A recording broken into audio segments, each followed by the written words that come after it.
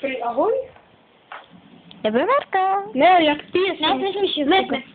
Já to neumím. Musím dát šikačkou, takže Ty ono se jí to asi moc líbit nebude. Počím. No. Počkej. Počkej.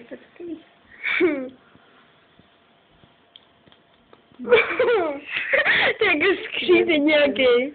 Ale olízuje, dá si no. Máme doma taky stříkačku, mohli jsme jí taky dát. Jak jste ji dlouho doma? Doma jsme ji neměli, my jsme ji měli na hřišťu. Jo. Schovanou ve stromečku, ona tam na nás pořád čekala. A jak dlouho? No tak týden a pár dní. Fakt? Jo? Tak to ona si možná něco dala na jídlo.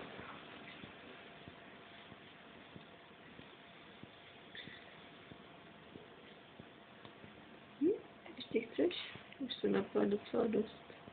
Tak to ona si asi něco dala někde. Možná jste jenom neviděli. Jsme tam dávali rohlíky vždycky každý den, ale pokaždé zmizely. Jo. Asi třeba vzala. Je trošku. A tam pořád spala. Vždycky i to v klubičku. Jak ty veverky vždycky spí v klubičkách. Tak...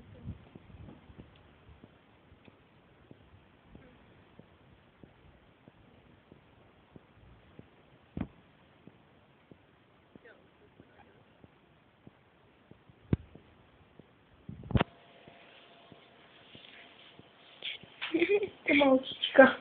Já, že budu velký, tak budu chtít taky veterinářem být. Já budu něco podobného, ale ne veterinář. Doktor. On bude doktor. Aha. A zubař? Mm-mm. Já taky bych se nechtěl být To zubař. má víc peněz než veterinář. Počkej. No a stejně bych chtěl být doktor, protože mám rád. Jak za tebou leze. Chci být to. No. Pojď. Ne, já už točím, tak to je jako. Aha. Už 2 minuty. Já jsem za mnou pořád chodí. Co to je? Co to je? Kde to je? Kde to jsem? Tady nejsem, já tady nejsem, já jsem, to je jenom sen, já tady nejsem, já tady nejsem. A kde to jsem? Musím ten sen prozkoumat, že jo? Jo. Kde to jsem? Musím to tady prozkoumat.